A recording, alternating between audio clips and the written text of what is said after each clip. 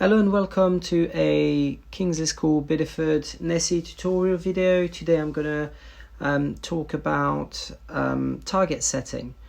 It is very important to set the targets in NESSY in a way that will define which lesson the pupil is working on, and the advanced algorithm in NESSY will be able, through various spelling and reading exercise, to identify which is the area of the pupil that we want to work on.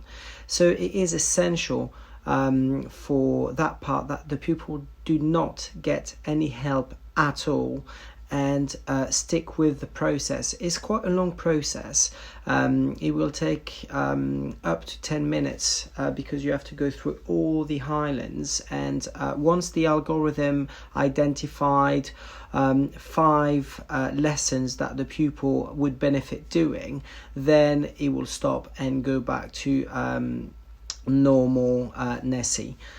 So as you can see on the screen right now, I've got the NESSY reading challenge that popped up. That means that either the pupil never set targets or has finished all its targets already. And it's very simple. You just have to press play and that will take you to the challenge. From there, as you can see, I can either do reading or spelling. Okay, so I would go for reading, for example, and I'll have to press on the NESSY character, and then it'll take me to the buoys, which represent all the NESSY islands.